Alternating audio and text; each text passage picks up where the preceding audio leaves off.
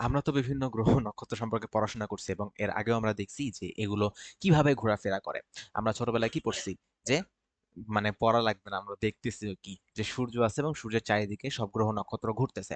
But অনেক বছর আগে কিন্তু এটা জানা যাইতো না, বা এটা তারা যা দেখছে সেই হিসেবে একটা ধারণা করছে। তারা কি দেখছে যে আমাদের পৃথিবীর চারিদিকে সূর্য ঘুরতেছে, আমাদের পৃথিবীর চারিদিকে চাঁদ ঘুরতেছে, অনেক সময় বিভিন্ন গ্রহ ঘুরে যায় যার কারণে বিভিন্ন তারা দেখা যায়।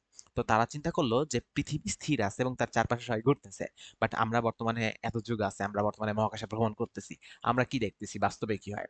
সূর্য তার চারিদিকে পৃথিবী বিভিন্ন গ্রহ ঘোরে। এখন কিভাবে ঘুরে এই সম্পর্কে কেপলারের কিছু ফর্মুলা আছে। ঠিক আছে, কেপলারের যে প্রথম ফর্মুলা বা প্রথম যে সূত্র, এটা কোনো সূত্র না, এটা একটা স্টেটমেন্ট। এই স্টেটমেন্টে এটা বলা হয় যে সূর্যকে কেন্দ্র করে সকল গ্রহ উপবৃত্তাকার পথে ঘোরে।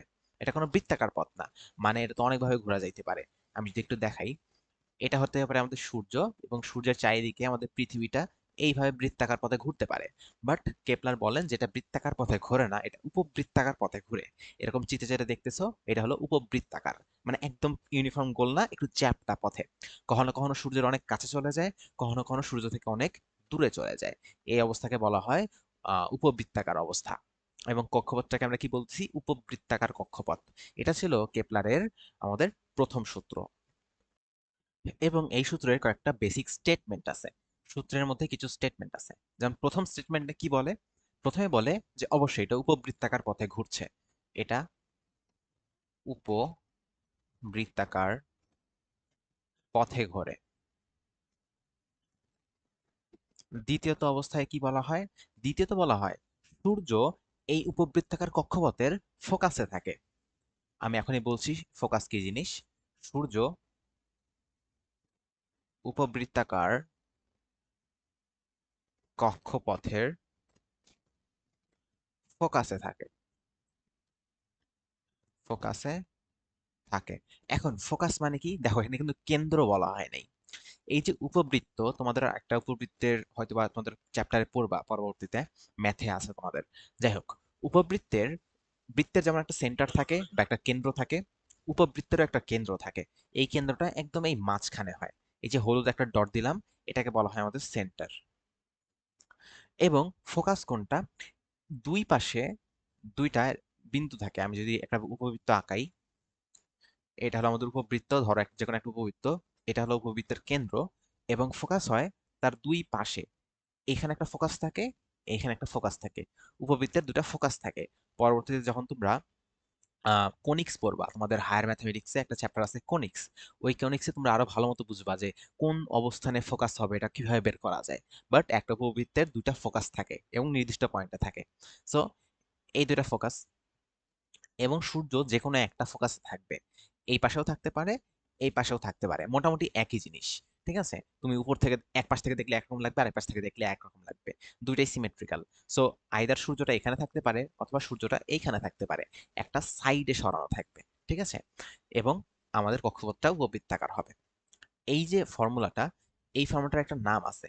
এটাকে বলা হয় উপবৃত্তাকার সূত্র বা উপবৃত্তের সূত্র। এবং ইংলিশে এটাকে বলা হয় ল অফ এলিপস।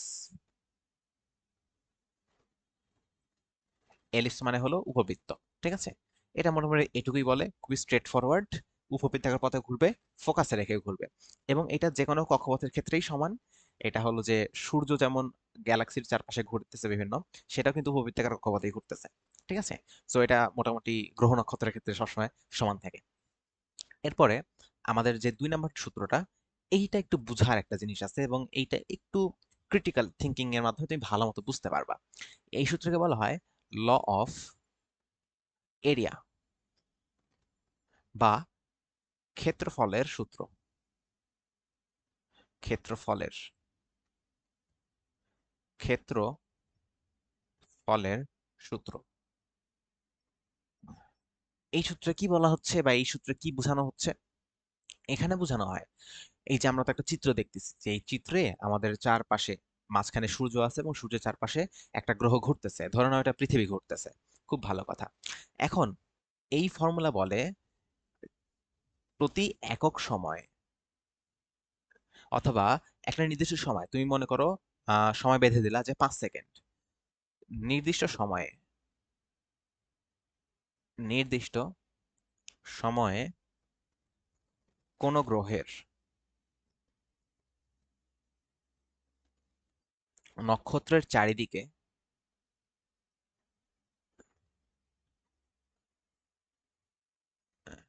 অতিক্রান্ত ক্ষেত্রফল অতিক্রান্ত ক্ষেত্রফল সবসময় সমান থাকে। এটা আমাদের কেপলারের এরিয়ার ফর্মুলা বা ক্ষেত্রফলের ফর্মুলা। এখানে তুমি একটু চিত্র দেখলে ভালো মতো বুঝতে পারবা।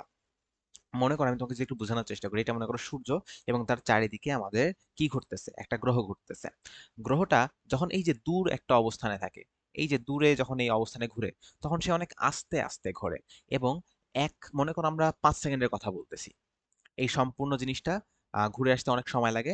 ধরো এই যে নীল দাগগুলো আছে না, এই যে নীল ঘরগুলো আছে না, এরকম একটা ঘর অতিক্রম করতে এর মোটামুটি 5 সেকেন্ড লাগে, ঠিক আছে? এবং এটা অতিক্রম করতে 5 সেকেন্ড। আমি 5 সেকেন্ড পর পর আমি হিসাব করতেছি যে 5 সেকেন্ডে এখন কতটুকু গেল, 5 সেকেন্ড তারপর কতটুকু গেল, 5 সেকেন্ডে আর কতটুকু গেল, 5 সেকেন্ড কতটুকু গেল। সো প্রতি 5 সেকেন্ড পর পর আমি এই হিসাবটা করতেছি, ঠিক আছে? তো তাহলে এখানে টোটাল কত সময় লাগবে? 5, 10, 15, 20, 25, আবার আসুক দেখি, 25 পর্যন্ত হয়েছে। তারপরে 30, 35, 40, 45, 50, এরপর দাঁড়াও ঘুরে আসুক 50 পর্যন্ত হয়েছে। আচ্ছা, 55, এরপর সম্ভবত 60। তার মানে টোটাল হলো আমাদের 60 মিনিট, ঠিক আছে? হ্যাঁ, টোটাল আমাদের 60 মিনিট। এই 60 মিনিটের মধ্যে প্রত্যেকটা অংশ হলো আমাদের 5 মিনিট করে, ঠিক আছে? তো আমি দেখতেছি 5 মিনিটে টোটাল কতটুকু এরিয়া কভার হয়েছে। এখন তুমি খেয়াল করবা যে এইখানে যে এরিয়াটা আছে, এই এরিয়াটা বেশ বড়। বড় কি? বড় না, এই এরিয়াটা চওড়া বেশি। এটাকে যদি আমি একটু স্থিরভাবে আঁকানোর চেষ্টা করি, এইটা হলো আমাদের সূর্য। এইখানে দেখবা এটা অনেক চওড়া, তাই না? 5 মিনিটে এখানে বেশ চওড়া একটা দূরত্ব অতিক্রম করছে। ধরে নিচ্ছি 5 মিনিট, এটা 5 দিন হইতে পারে, 5 মাস হইতে পারে, ধরে নিচ্ছি 5 মিনিট। এবং 5 মিনিটে তুমি দেখবা এইদিকে অনেক ক্ষুদ্র একটা জায়গা কভার করছে। কিন্তু আলটিমেটলি এই দুটো জায়গার ক্ষেত্রফল সমান হবে। ক্ষেত্রফল সমান কিভাবে হবে? কারণ এটা যদিও বা মোটা, এটা অনেক খাটো। আর ওইটা যদিও বা অনেক চিকন, ওইটা অনেক লম্বা। এই দুটা সামারাইজ করলে বা তুমি একটু ম্যাথমেটিক্যাল ভাবে যদি দেখানোর চেষ্টা করো, দেখবা এই দুটার ক্ষেত্রফলটা সমান আসতেছে। ঠিক আছে? Same area. এখন এই এরিয়াটা সেম রাখার জন্য কি করতে হয় দেখো তো। আমরা কিন্তু এটা প্রতি 5 মিনিট পর পরই হিসাব করতেছি। তার মানে 5 মিনিটে এটা এতটুকু দূরত্ব গেছে, কিন্তু 5 মিনিটে এটা এতটুকু দূরত্ব চলে গেছে। তো যখন সে সূর্যের কাছাকাছি থাকে, তখন সে অল্প সময়ে অনেক বেশি দূরত্ব অতিক্রম করে। আর যখন সে সূর্য থেকে দূরে থাকে, তখন সে অল্প সময়ে তুলনামূলক কম দূরত্ব অতিক্রম করে। সময়ের সেম। এই দুইটা যে নীল দাগ দিলাম, এই দুইটাই আমাদের 5 মিনিটে অতিক্রান্ত দূরত্ব। এখানে অল্প একটু, আর এখানে দেখো অনেক বেশি একটা এরিয়া। এখানে অল্প, আর এখানে অনেক বেশি। এই জন্য যখন সে যত সূর্যের কাছাকাছি থাকে, তার বেগ তত বেশি থাকে। সূর্যের যত কাছাকাছি থাকবে, তার বেগ তত কি হবে? তত বেশি থাকবে। এই জন্য আমাদের আমাদের একটা ফর্মুলা আছে। ফর্মুলাটা এরকম, যে দূরত্ব আমাদের যে গ্রহটা আছে, গ্রহটা মনে করো এখন এই অবস্থানে আছে, ঠিক আছে? মনে করো এখন এই যে এই অবস্থানে আছে। এখন আমি কি করব, যে আরেকবার আঁকাই, এটা হলো আমাদের সূর্য। আমাদের গ্রহটা মনে করো এই অবস্থানে আছে, তাহলে সূর্য থেকে দূরত্ব কতটুকু হয়? আর দূরত্ব। ধরো এটা ভি বেগে ঘুরতেছে। এটা কত বেগে ঘুরতেছে? ভি বেগে। তখন আমি বলি যে দূরত্ব যত বেড়ে যাবে, তার বেগটা তত কমে যাবে। অর্থাৎ V is proportional to 1/r। অর্থাৎ এটা কি? এটা দূরত্বের ব্যস্তানুপাতিক। দূরত্ব বেড়ে গেলে বেগ কমে যায়। বা এটাকে আমি তুমি ঘুরাই লিখতে পারো, ভি ইকুয়ালস টু একটা ধ্রুবক আনতে পারো কে বাই আর। বা এটাকে এভাবে লেখা যায়, ভি গুণন আর ইকুয়ালস টু কে। ঠিক আছে? ভি গুণন আর ইকুয়ালস টু কে। এখন এটা সবার জন্য সমান। মনে করো এখানে অন্য একটা গ্রহ আছে, এই মাঝখান দিয়ে মনে করো আরেকটা গ্রহ ঘুরতেছে, বুঝছো? এখানে আরেকটা গ্রহ ঘুরতেছে।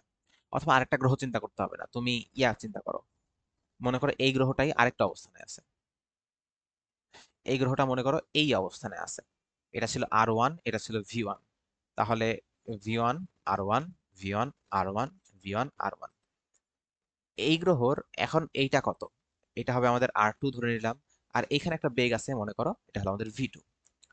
তার মানে আমাদের যে, আবার যদি আমি লিখি যে V2 is proportional to 1 by R2, তার মানে V2 R2 equals to আরেকটা কে, এই কে এবং এই কে প্রত্যেকটা গ্রহের জন্য সমান।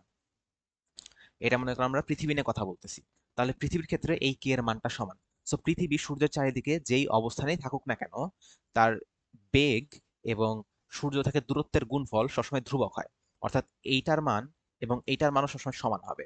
এই জন্য V1 R1 equals to V2 R2 equals to, আর যদি এই পজিশনে থাকে এটা, তাহলে এটা কত হবে, মনে করো এই পজিশনে আছে, এটা হলো আমাদের R3, এখানে একটা বেগ আছে মনে করো এটা হলো V3, তাহলে V3 R3, এইটা মাথায় রাখতে পারো, ঠিক আছে। এবং এইখানে আরেকটা জিনিস জানা গুরুত্বপূর্ণ, সেটা কি, সেটা হলো এই কক্ষপথের সবচেয়ে দূরের যে পয়েন্টটা, এখান থেকে এই যে লম্ব বরাবর এই যে দূরের যে পয়েন্টটা, এটাকে বলা হয় অপসূর। এবং এই পাশের যে পয়েন্টটা, আমার তো চিত্র আঁকানোটা একটু মানে অন্যরকম হয়েছে, তুমি এই যে উপরের চিত্রটা এখানে দেখো, তাহলে তুমি বুঝতে পারবা যে এই যে এই পয়েন্টটা, এটা হলো আমাদের সূর্যের সবচেয়ে কাছের পয়েন্ট, আর এই যে একদম দূরের যে পয়েন্টটা, এটা হলো আমাদের সূর্য থেকে সবচেয়ে দূরের পয়েন্ট। দূরের পয়েন্টটা হলো আমাদের অপসূর, আর এই কাছের পয়েন্টটা এটাকে বলা হয় অনুসূর, ঠিক আছে, এটা হলো আমাদের অনুসূর। তাহলে আমি বলতেছি যত কাছে থাকে তার বেগ তত বেশি হয়, যত দূরে থাকে তার বেগ তত কম হয়। তাহলে বলতো কোন সময় বেগ সর্বোচ্চ থাকবে, যখন সে অনুসূরে থাকবে তখন তার দূরত্ব সবচেয়ে কম, তাই বেগ সবচেয়ে বেশি। যখন সে অপসূরে থাকবে তখন তার দূরত্ব সবচেয়ে বেশি, তাই বেগ সবচেয়ে কম। এবং এটার অনেক সময় অনেক ম্যাথ আসে, তোমাকে বলে দেয় যে অপসূরে বেগ এত, তাহলে অনুসূরে বেগ কত। এটা কিন্তু সহজ, তোমাকে অপসূরের দূরত্ব বলে দিতে হবে, তোমাকে অনুসূরের দূরত্বটা বলে দিতে হবে, দূরত্ব জানলে তুমি বেগ বের করতে পারবা।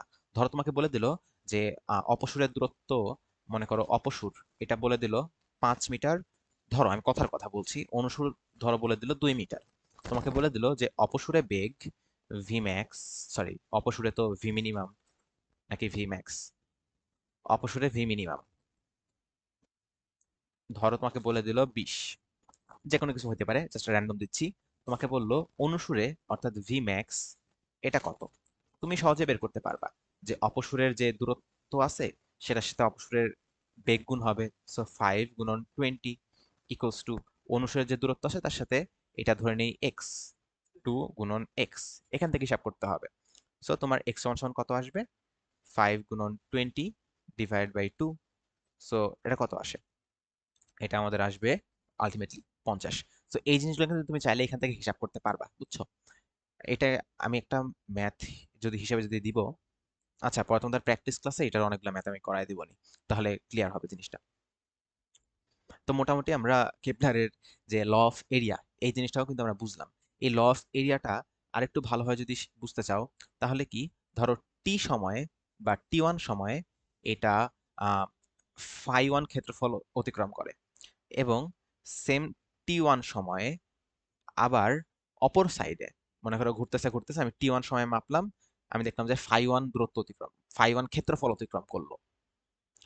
কিছুক্ষণ পর আমি আবার T1 সময় মাপলাম, আমি দেখলাম যে ফাই 2 ক্ষেত্রফল অতিক্রম করছে।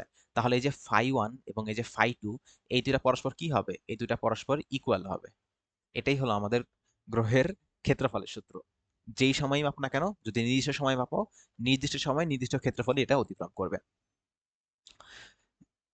এর পরের যে ফর্মুলাটা, এটাকে বলা হয়, এটাকে বলা হয় ল অফ টাইম, অর্থাৎ সময়ের সূত্র।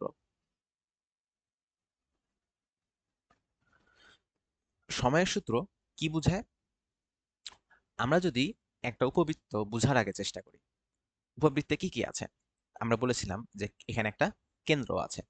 এখন আমি বলেছিলাম যে এই যে দুইটা পয়েন্ট, এই দুটা পয়েন্টের মধ্যে এই কেন্দ্র থেকে সবচেয়ে দূরবর্তী পয়েন্ট হলো এই দুইটা, কেন্দ্র থেকে সবচেয়ে কাছের পয়েন্ট হলো এই দুইটা। মনে রাখো আগের স্লাইডে আমি অনুসুর অপসুর কোথা থেকে দেখাইছিলাম, এই একটা ফোকাস, ফোকাসের বাংলা হলো উপকেন্দ্র। এই উপকেন্দ্রের সবচেয়ে কাছের পয়েন্টটাকে আমি বলেছিলাম অনুসুর, উপকেন্দ্রের সবচেয়ে দূরের পয়েন্টটাকে আমি বলেছিলাম অপসুর। বাট আমরা এখন কি নিয়ে আলোচনা করতেছি? আমরা আলোচনা করতেছি কেন্দ্র থেকে কাছের দূরের। সো কেন্দ্র থেকে যে দূরের পয়েন্টগুলা, এই দূরের পয়েন্টগুলোর ডিস্টেন্স, কেন্দ্র থেকে এইটা সবচেয়ে দূরের পয়েন্ট, এটা সবচেয়ে দূরের পয়েন্ট, এদের ডিস্টেন্স সেম, ধরে নিই এটা হলো এ। আর সবচেয়ে কাছের পয়েন্টগুলো হলো এগুলো, এগুলোর ডিস্টেন্সও সেম, ধরে নিই এগুলো বি। তাহলে এই যে এ আছে, একে বলা হয় অর্ধপরাক্ষ।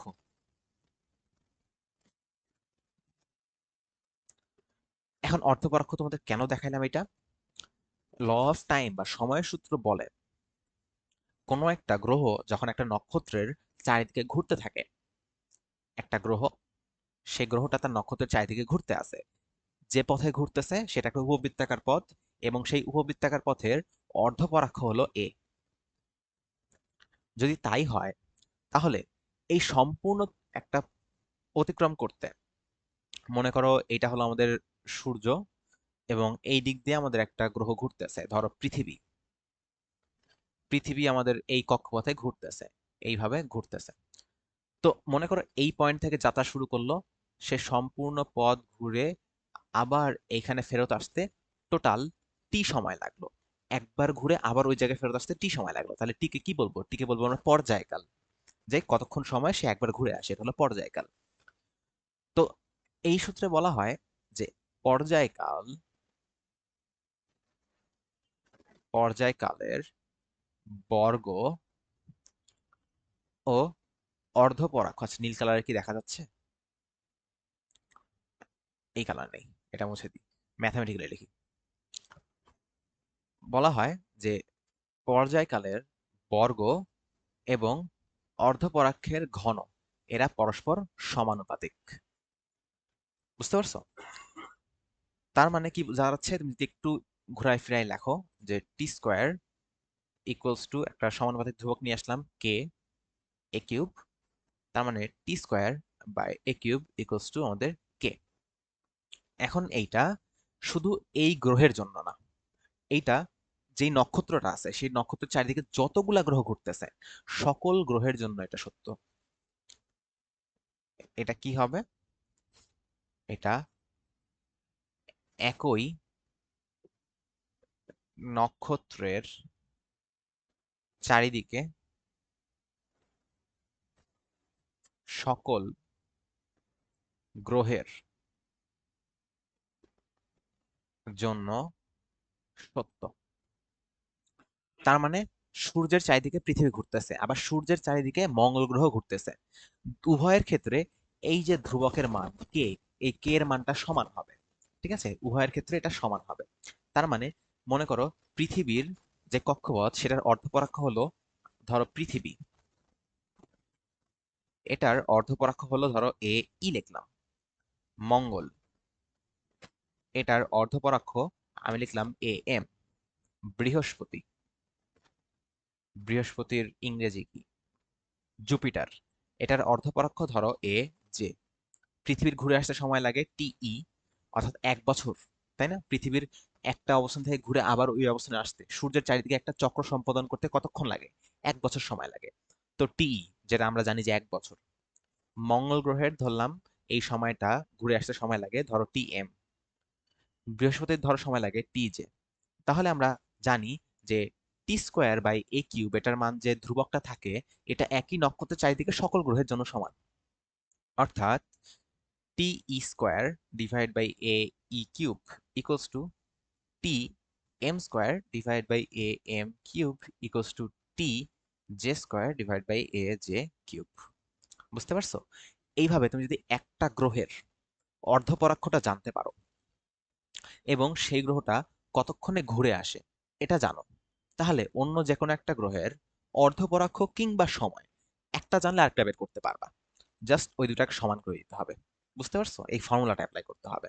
এখন প্রশ্নে যখন আসে সবসময় অর্ধপরাক্ষ বলা থাকে না যে একটা গ্রহের অর্ধপরাক্ষ এত। এই অর্ধপরাক্ষ এটার আরেকটা নাম আমাদের মানে বোঝার জন্য ইউজ করা হয়, যেটা বলা হয় যে গড় দৈর্ঘ্য বা গড় দূরত্ব।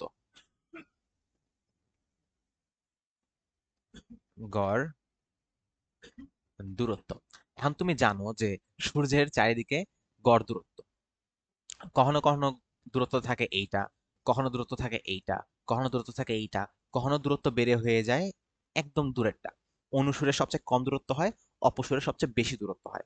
এটাকে যদি অ্যাভারেজ করো, অ্যাভারেজ একটা মান বের করো, সেটা মোটামুটি অর্ধপরাক্ষের কাছাকাছি হয়। এই জন্যে অর্ধপরাক্ষ না বলে দিয়ে গড় দূরত্ব বলতে পারে।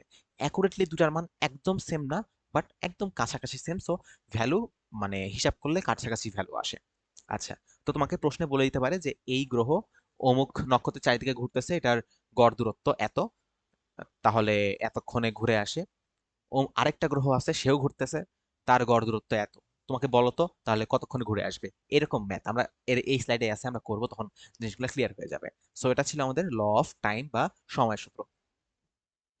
আচ্ছা, এখন এই যে এই ম্যাথটা আমরা করি আগের স্লাইডে যে ফর্মুলা দেখলাম সেই হিসাবে। এখানে কি বলছে, এটার আমরা সলিউশন করব। ভিডিওটা পজ করে আগের স্লাইডে আমি বলে দিলাম কিভাবে করতে হবে। সো একটু ট্রাই করে দেখো, 5 মিনিট, 10 মিনিট, 15 মিনিট একটু টাইম দাও, তাহলে দেখবে প্রবলেম সলভিংটা ভালো হচ্ছে। ঠিক আছে, তারপর এসে ভিডিওটা আবার প্লে করো। আচ্ছা, এখানে বলা আছে সূর্যের চারিদিকে বৃহস্পতি ও পৃথিবী প্রদক্ষিণকাল হলো যথাক্রমে, প্রদক্ষিণকাল মানে কতক্ষণে একবার প্রদক্ষিণ করে বা কতক্ষণ সময় একবার ঘুরে আসে। অর্থাৎ পৃথিবীতে 1 বছর মানে কতটুকু দিন, কয়দিন, আর মঙ্গল গ্রহে 1 বছর মানে কয়দিন। ভুল বললাম, পৃথিবীতে ঘুরে আসতে কয় বছর লাগে, আর বৃহস্পতিতে ঘুরে আসতে কয় বছর লাগে। আচ্ছা, আশা করি আমার কথা বুঝতে পারছো। প্রদক্ষিণ কাল মানে হলো সম্পূর্ণ ঘুরে আসতে কতক্ষণ সময় লাগে। সো পৃথিবী ও বৃহস্পতির প্রদক্ষিণ কাল দেওয়া আছে। বৃহস্পতির কত, উল্টা লিখছি এটা, এটা হবে পৃথিবী। তোমরা যারা ট্রাই করছো তারা তোমাকে মাইট দিবা যে ভাই আগে তো বলেন নাই। আর এটা হবে বৃহস্পতি, মানে একটার জায়গায় আরেকটা হবে। সো পৃথিবী ও বৃহস্পতির প্রদক্ষিণ কাল হলো 1 বছর এবং 11.9 বছর। এটা আসলে বোঝা উচিত, ভুলটা ধরতে পারা উচিত, যে পৃথিবীর 1 বছর আর বৃহস্পতির 11.9 হবে। কারণ পৃথিবীর 1 বছর তো মুখস্থ, যে 1 বছর লাগে ঘুরে আসতে। আচ্ছা, যাই হোক, যারা অন্যভাবে করছো, ভুল প্রশ্নে সলভ করছো, তার একটু আরেকবার করো এইভাবে। আচ্ছা, আশা করি ট্রাই করছো। পৃথিবী আর বৃহস্পতি আমাদের প্রদক্ষিণ কাল দেওয়া আছে 1 বছর এবং 11.9 বছর। পৃথিবী ও সূর্যের মধ্যবর্তী গড় দূরত্ব দেওয়া আছে, বৃহস্পতি ও সূর্যের মধ্যবর্তী গড় দূরত্ব বের করতে হবে। সো পৃথিবীর প্রদক্ষিণ কাল টিই দেওয়া আছে 1 বছর, 1 ইয়ার। এটা তোমাকে এসআই এককে নিয়ে যেতে হবে না, কারণ আমরা কি অনুপাত হিসাব করতেছি। দেখো এইখানে দেখো, এটা কি, এটা একটা অনুপাত হিসাব করতেছি, এটা একটা অনুপাত হিসাব করতেছি। তুমি যদি একটু এদিক ওদিক করো, যে T square divide by A S cube equals to, আমি যে কোনো দুইটা নিলাম, T M square divide by A M cube. এটাকে যদি একটু ঘুরায় লিখি, ঘুরাইলে হবে T E square divide by T M square equals to A E square divide by A M square. বুঝতে পারছো? তার মানে দেখো, এখানে আমি এটা বছর করি বা সময় বা সেকেন্ড করি বা মাস করি কিংবা আলোকবর্ষ করি, উপরে একটা সময় আছে, নিচে একটা সময় আছে, এই যে এই পাশে, এবং এই পাশে কি হচ্ছে, এটা তো কিউব হবে তাই না, এটা তো কিউব হবে। এখানে উপরে একটা দূরত্ব আছে, নিচে আরেকটা দূরত্ব আছে, এখানে উপরে একটা সময় আছে, নিচে একটা সময় আছে। সো এটা কি হচ্ছে, অনুপাত, সময় সময়ের অনুপাত, দূরত্বের দূরত্বের অনুপাত। তার মানে তুমি বছর হয়, দুইটাই বছর হোক, দুইটাই মাস হোক, দুইটাই সেকেন্ড হোক, কাটাকাটি চলে যাবে। বুঝো নাই? আমি মনে করে লিখলাম 1 year divide by 2 year whole cube. আবার আমি এই ইয়ারটাকে কি করলাম, আমি বছরে বা দিনে রূপান্তর করলাম। 1 বছর মানে কি, গুণন 365, আবার নিচে আমি দিনে রূপান্তর করলাম 365, তারপরে আবার কিউব করলাম। লাভ নাই তো, এটা তো এমনি কাটাকাটি চলে যাবে, আমার তো ওই হাফই থাকবে। যেহেতু একই জিনিসের অনুপাত, তাই এটা তুমি বছর নিয়ে করতে পারো, সেকেন্ড নিয়ে করতে পারো, যে কোনো কিছু নিয়ে করতে পারো। এটা আসলে তোমরা এমনিতেই বুঝতা, তাও আমি আসলে চাচ্ছি যে যারা এভারেজ আছো বা দুর্বল আছো তারাও যেন বুঝতে পারো। যাদের কাছে মনে হবে যে ভাই এটা হুদাই বলতেছে, আমি এটা পারি, আমি এটা জানি, তারা কি করবা, ভিডিওটা স্কিপ করে ফেলবো ওই পার্টটা, ঠিক আছে? যে আর এটা তো বুঝি, তাহলে এটা আমার বোঝার দরকার নেই, আমি স্কিপ করে ফেলতেছি, এভাবে করবা। তাহলে তোমরা সবাই বেনিফিটেড হইতে পারবা। আচ্ছা, তো আমাদের পৃথিবীর প্রদক্ষিণ কাল হলো 1 বছর। আমাদের বৃহস্পতির বা জুপিটারের প্রদক্ষিণ কাল হলো 11.9 ইয়ার্স। পৃথিবী ও সূর্যের মধ্যবর্তী গড় দূরত্ব, পৃথিবী আর সূর্যের, সো আমি লিখলাম আর ই, এটা হলো আমাদের 1.49 ইন্টু 10⁻11 এত মিটার, এত মিটার। তাহলে বৃহস্পতি ও সূর্যের গড় দূরত্ব বের করো। আর বৃহস্পতি ও সূর্যের গড় দূরত্ব বের করতে হবে, এটা আমরা বের করবো, এটা আমরা জানি না। সো ফর্মুলাটা বসাও, T square divide by R E cube equals to T J square divide by R J cube. আমরা আর জের ভ্যালুটা বের করব। সো এটাকে আমরা উল্টাইতে পারি, বা না উল্টায় এটাকে এপারে পার করে ফেলতে পারি। T square divide by R E cube গুণন T J square equals to 1/r J cube. এখন এটাকে ইনভার্স করলাম, সো আমাদের R J cube equals to R E cube গুণন T J square divide by T square. So এখন এটাকে cube করতে হবে, R J equals to under cubic root করতে হবে, যেহেতু কিউব আছে, সো এখানে আমাকে কিউবিক রুট করতে হবে। আর ই কিউব গুণন T J square divide by T square. এটা ক্যালকুলেট করলে কত আসবে? আমার ক্যালকুলেটর কই? আচ্ছা,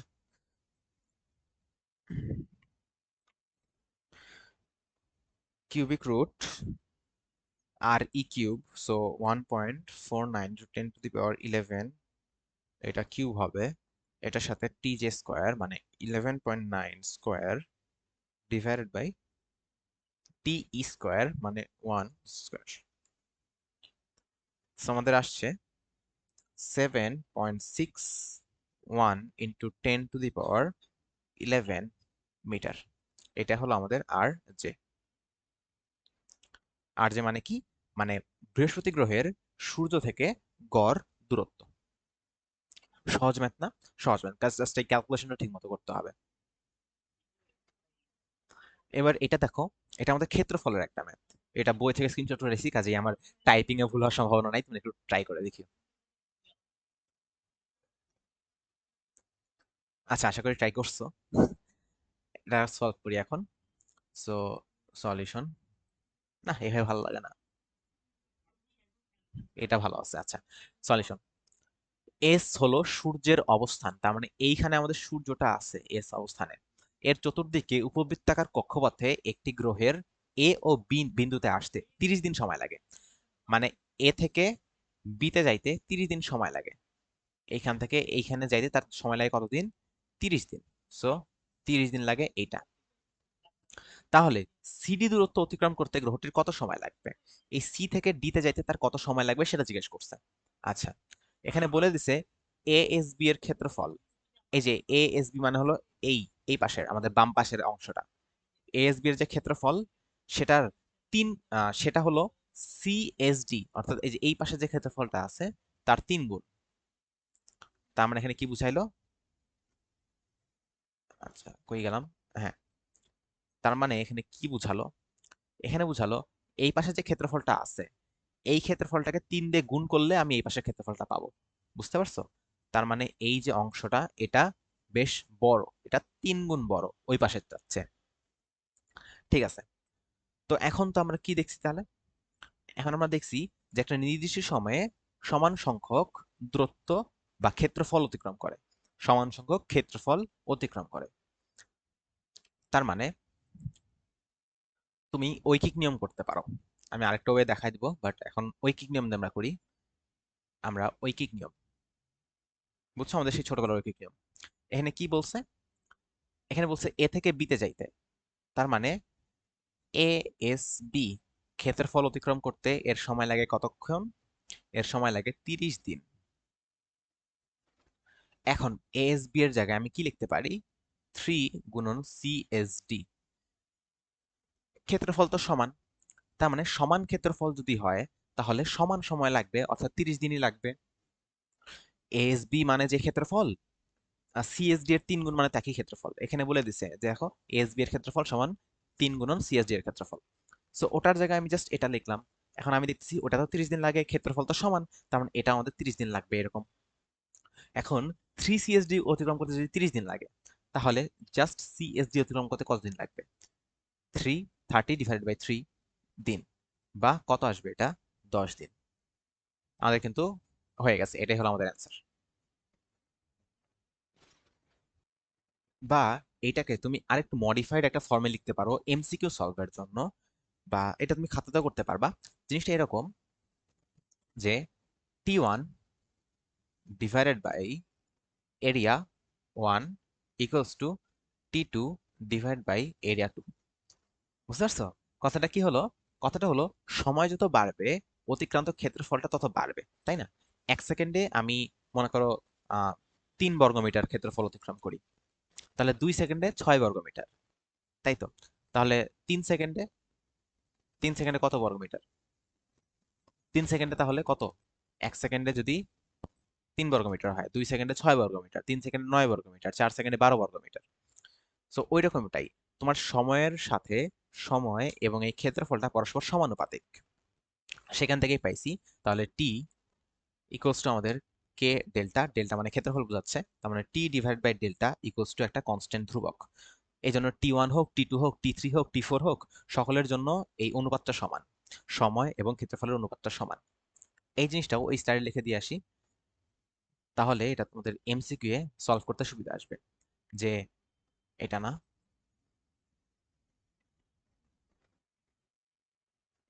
এখানে কি হবে? যে টি T divide by delta equals to T2 divide by delta 2। ঠিক আছে, এটা আমাদের একটা স্ট্যান্ডার্ড ফর্মুলা। তাহলে দেখো এটা কিন্তু অনেক ছোট একটা ম্যাথ, অনেক সহজ একটা ম্যাথ, আমাদের এমসিকিউ আসার মতো একটা ম্যাথ। এগুলো এমসিকিউ আসলে যেন খুব বেশি সময় না লাগে। এখন নিউটনের সূত্র এবং কেপলারের সূত্রের মধ্যে একটা সংযোগ স্থাপন করা যায়। নিউটনের সূত্র এবং কেপলারের সূত্র মোটামুটি একই সূত্রে গাঁথা থাকে, দুটাই তো প্রকৃতির একটা সূত্র। তাহলে এখন এইটা সলভ করার জন্য একটা অ্যাজাম্পশন দরকার। অ্যাজাম্পশনটা কি? ধরে নাও এটা উপবৃত্তাকার পথে না। অ্যাজাম্পশন,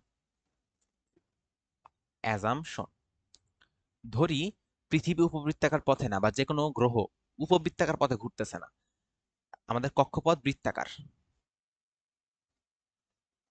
এখন আমি জানি তোমরা প্রথমেই বললা যে কেপলারের প্রথম সূত্র হলো যেটা উপবৃত্তাকার পথে ঘুরতে হবে।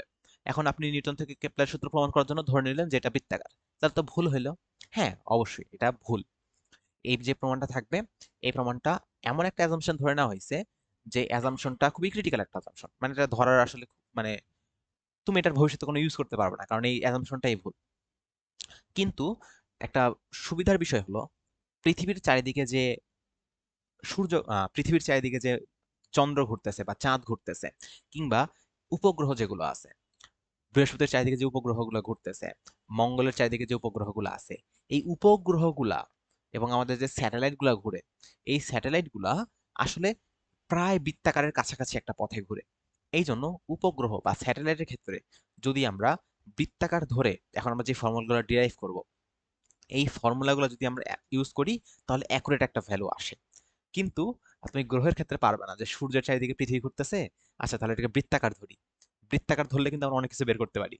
বৃত্তাকার কক্ষপথ যদি আমরা ধরে নেই, তাহলে তো আচ্ছা আমাদের এটা ঘূর্ণন গতি, ঘূর্ণন গতির আমরা তখন আকর্ষণ বল, আমাদের বেগ, যে কোনো সময় বেগ, যে কোনো সময় গতিশক্তি, এইসব কিছু আমরা বের করতে পারি, তাই না? অনেক সহজে বৃত্তাকার গতিতে আমরা পড়ছিলাম। বাট এগুলা কিন্তু আমরা করতে পারবো না, কারণ এটা বৃত্তাকার গতি না, এটা উপবৃত্তাকার গতি। কিন্তু আমাদের যে উপগ্রহগুলো আছে, স্যাটেলাইট গুলো আছে, এই স্যাটেলাইট গুলোর ক্ষেত্রে আমরা তখন এটা ইউজ করতে পারবো, কারণ ওটা কাছাকাছি বৃত্তাকার একটা গতি।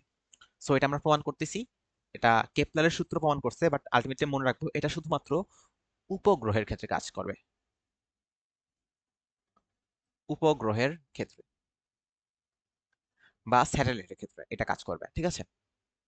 পরবর্তীতে যাই দেখবা আসলে স্যাটেলাইটের ক্ষেত্রেও এটা অ্যাকুরেটলি কাজ করে না।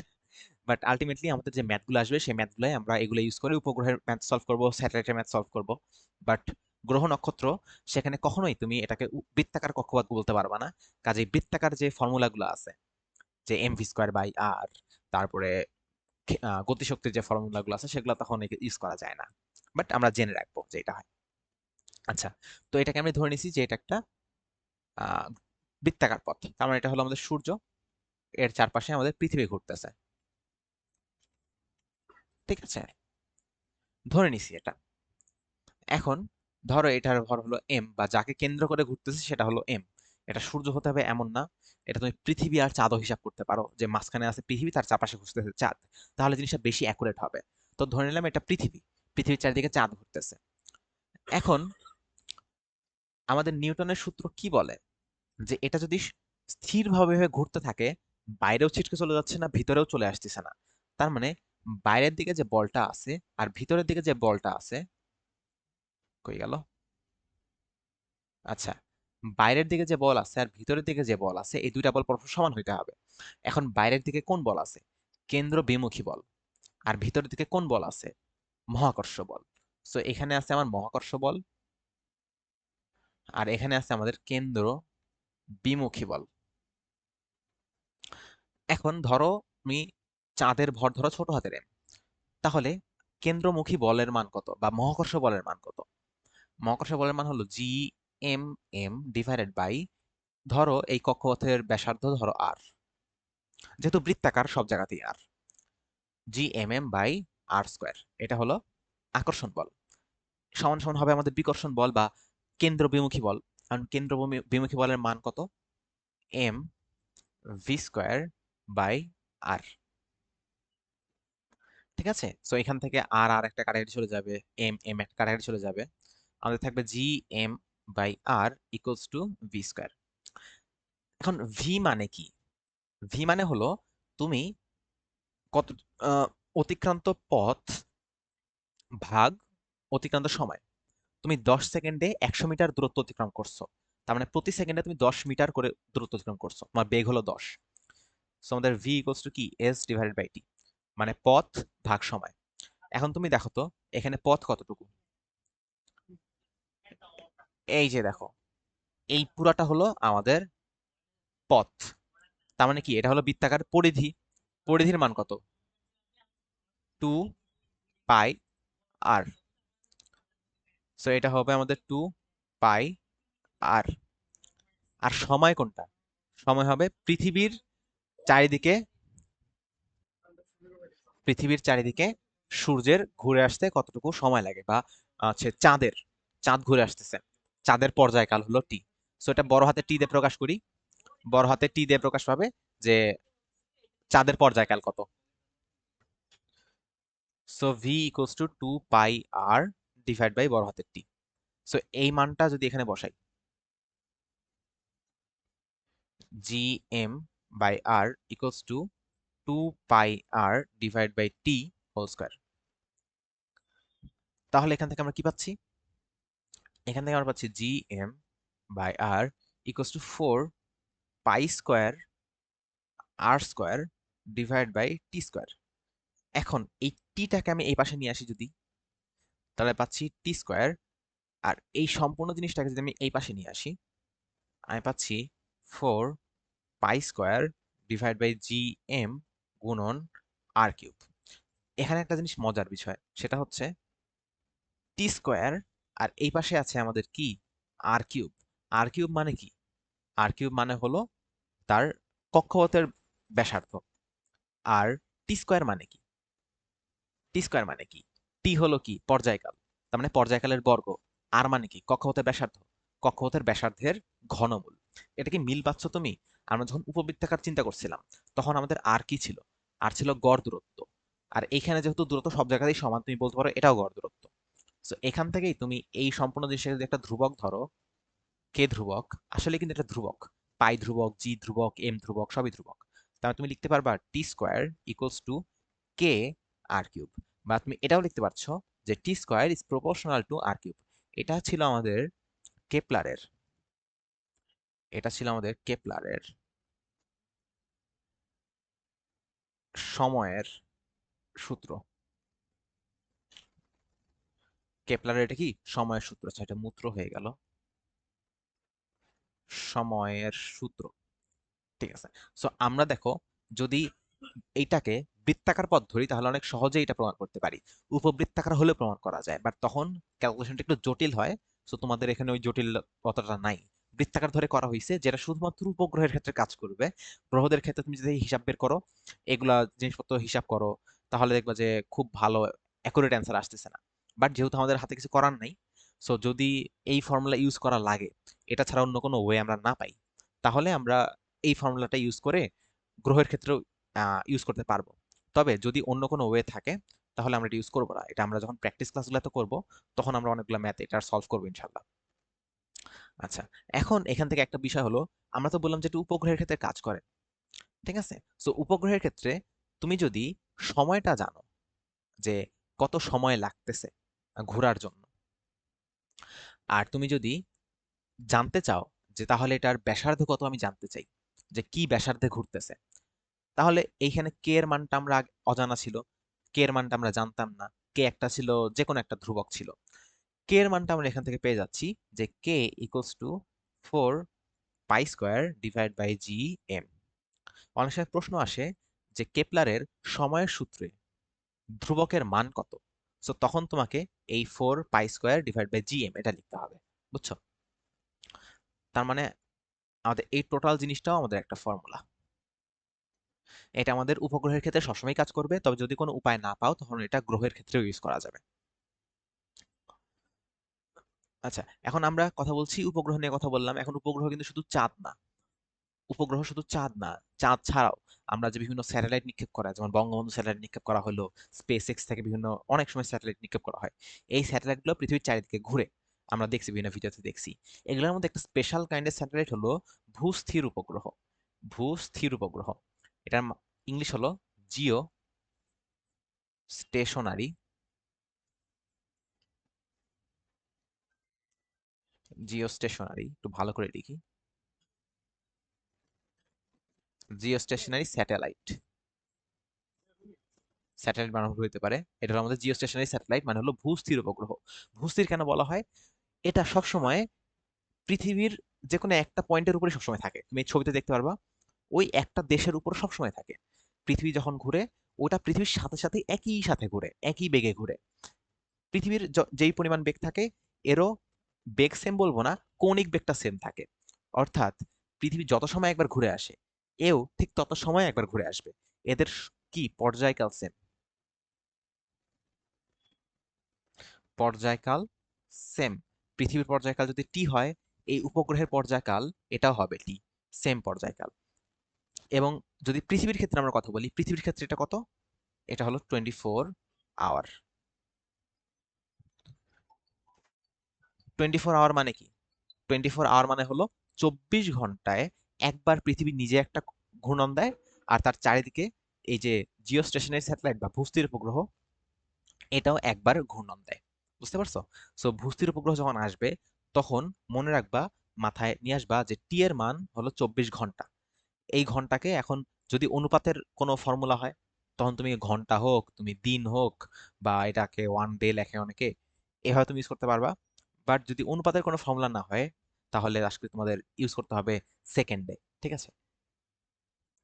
অনুপাতের ফর্মুলা কোনগুলা? যে আমাদের কেপলারের যে ফর্মুলাগুলো আছে তিনটা, ওগুলো হলো আমাদের অনুপাতের ফর্মুলা। আর অন্য সব জায়গায় ওগুলো অনুপাতের ফর্মুলা না, ওগুলাতে তোমার একক ঠিক রাখে করতে হবে। আচ্ছা, তো ভূস্থির উপগ্রহের জিনিসগুলো আমাদের হয়তো ক্লিয়ার হয়েছে আইডিয়া, যে কোনটা ভূস্থির উপগ্রহ এবং কেন এটার পর্যায়কাল সেম হয়। ভূস্থির উপগ্রহের আমরা এখন বের করতে চাই যে আমরা একটা ভূস্থির উপগ্রহ নিক্ষেপ করছি, এটা এত কিলোমিটার উপরে ভূস্থির উপগ্রহ, ঠিক আছে। এটা এত বেগের একটা ভূস্থির উপগ্রহ।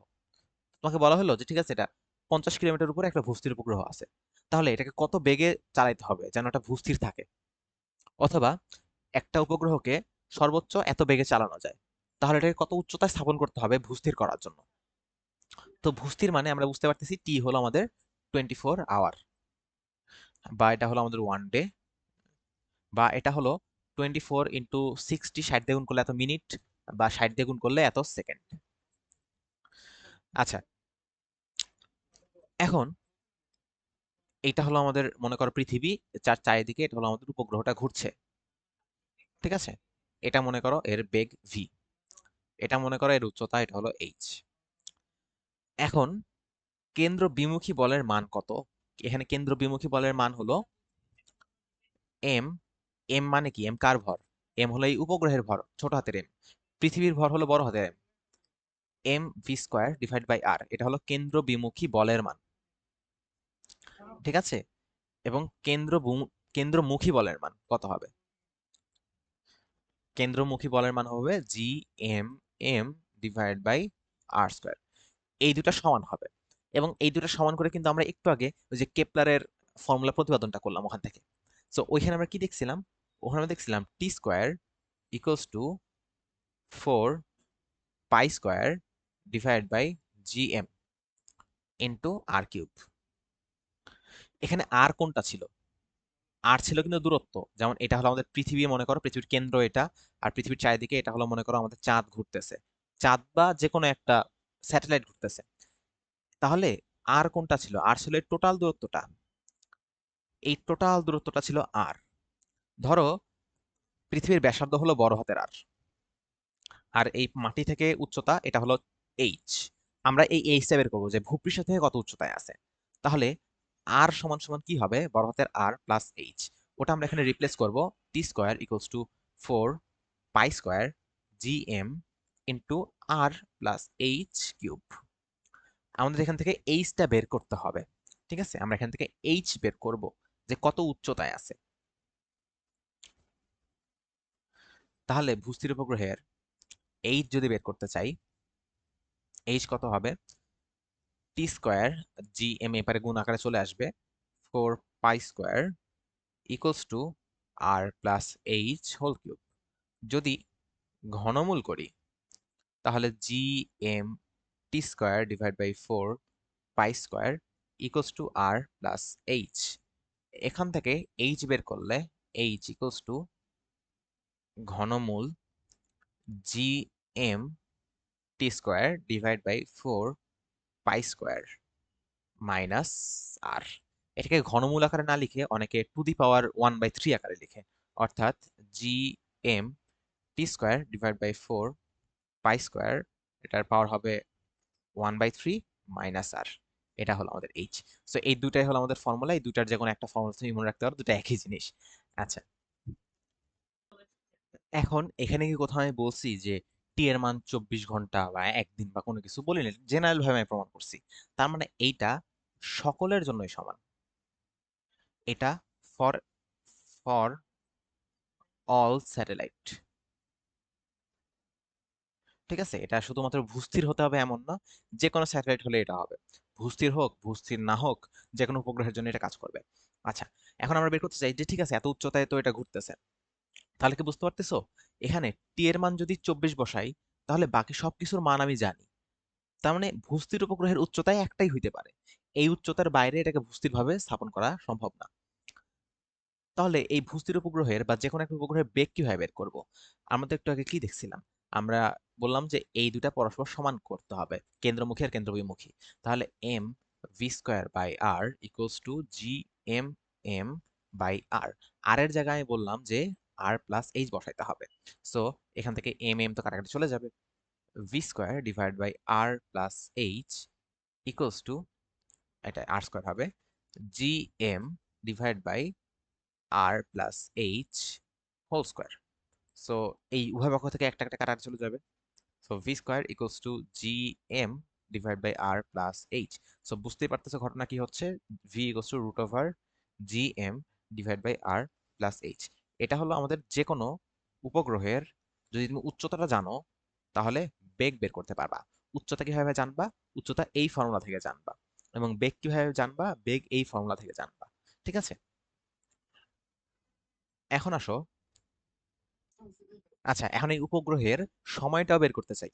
ধরো তোমাকে বেগ বের করতে দিল, তোমাকে যে কোনো কিছুতে বের করে দিল, তোমাকে ভি টি অথবা ভি টি আর কি আছে এইচ, এই তিনটার যে কোনো একটা বললো, আমাকে বললো এটা থেকে আরেকটা বের করো। তা তুমি যেন বের করতে পারো সেজন্য আমি দেখাচ্ছি। তুমি মনে করো টি বের করবা, বা তুমি মনে করো সময় বের করবা, তাহলে তুমি যেন একটা ফর্মুলা জানো, তুমি জানো এইচ বের করবা বা ভি বের করবা, যেন বের করতে পারো। এখন এটা সময় না, এটা আমরা বেগ বের করব। বেগ বের করার ওয়ে কোনটা? দেখো আমরা কি জানতাম? আমরা জানতাম ভি ইকুয়ালস টু আমাদের বেগ সমান সমান কি, সরণ, বা ভালো করে লিখলে অতিক্রান্ত পথ ডিভাইড বাই সময়।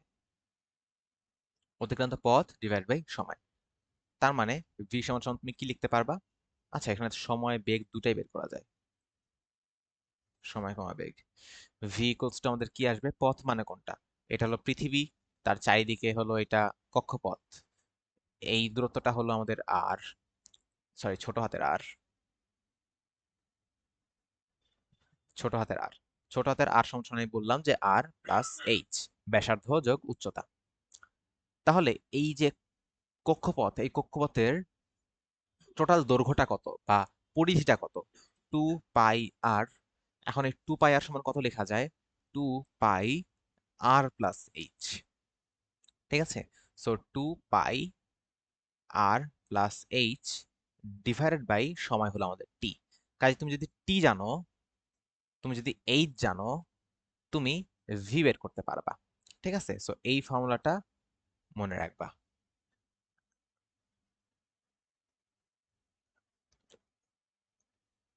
আবার সেম জিনিসটা তুমি এভাবে লিখতে পারো, T equals to two pi R plus H divided by V. ঠিক আছে, এইটা। আবার আগের স্লাইডগুলোতে আমরা কি দেখলাম? ভি সমান root over G M divide by R plus H. এইটা একটা ফর্মুলা। এই ফর্মুলা তুমি এইখানে ইনপুট দিতে পারবা। ইনপুট যদি দেই কি হবে? T equals to two pi R, এটা বড় হাতের আর হবে, বড় হাতের আর হবে, R plus H divided by root over G M R plus H. বুঝতে পারছো? সো এইটা আমাদের আরেকটা ফর্মুলা। যদি এটাকে আরেকটু সিম্পলিফাইড করতে চাও, এটা যদি আরেকটু সিম্পলিফাইড করতে চাই, তাহলে কি করা যায়? Two pi R plus H root over R plus H divide by G M. So এটা যদি আমি ভিতরে পাচার করে দেই, এটাকে যদি আমি ভিতরে রুটের ভিতরে দিয়ে দিই, তাহলে স্কোয়ার হয়ে রুটের ভিতরে যাবে, এটার সাথে গুণ হয়ে কিউব হয়ে যাবে। ঠিক আছে, প্রতিপাদনটা খুব বেশি তোমাদের মনে রাখতে হবে এমন না, জাস্ট ফর্মুলাটা যদি মনে রাখতে পারো তাহলেই হবে। সো টি ইকুয়ালস টু এটা আমরা পাচ্ছি, এটাও একটা ফর্মুলা। সো এটা একটা ফর্মুলা, এটা একটা ফর্মুলা, এটা একটা ফর্মুলা, এটা একটা ফর্মুলা। আরেকটা ফর্মুলা আমরা আগের স্লাইডে দেখলাম। আগের স্লাইডে কি দেখলাম? আগের স্লাইডে দেখলাম এইচ ইকুয়ালস টু কি দেখেছি? G M T square divided by four pi square, তাই তো? হ্যাঁ, এটা আমার মনে থাকে না, আমি প্রতিবার খাতায় প্রতিপাদন করতে হয় আমার, প্রতিবার প্রতিপাদন করতে হয়। এটা এই জন্য অনেক সময় লাগতো, মনে থাকে না। তোমরা চেষ্টা করো মনে রাখার, না হলে তো প্রতিপাদন করতে পারবাই। মাইনাস আর। সো এইটা হলো আমাদের আরেকটা ফর্মুলা। সো মোটামুটি এই কয়েকটা ফর্মুলা জানলেই হয়ে যাবে। তুমি এখান থেকে দেখো তো কি জানতেছো। এখান থেকে তুমি যদি টি জানো, তুমি যদি টিটা জানো, তুমি এইচ বের করতে পারতেছো। ঠিক আছে, এই ফর্মুলা থেকে যদি তুমি এইচ জানো, তুমি টি বের করতে পারতেছো। এইভাবে তুমি একটা থেকে আরেকটা বের করতে পারবা। ঠিক আছে, যদি তোমার ভি বের করতে হয়, তুমি যদি এইচ জানো, তুমি ভি বের করতে পারবা। তুমি যদি টি জানো, তুমি ভি বের করতে পারবা। এখানে তোমাকে অবশ্যই এইচটা জানতে হবে। এরকম তোমার পরিস্থিতি সাপেক্ষে অবস্থা বুঝে একটার পর একটা ফর্মুলা চিন্তা করে বের করতে হবে যে আচ্ছা কোনটা থেকে কোনটা বের করার জন্য বা কোন ফর্মুলাটা ইউজ করতে হবে। মোটামুটি এখানে যতগুলো ফর্মুলা আছে, এই ফর্মুলা যদি তোমার মুখস্থ থাকে, তাহলে তুমি যে কোনোটা থেকে যে কোনোটা বের করতে পারবা ইনশাল্লাহ।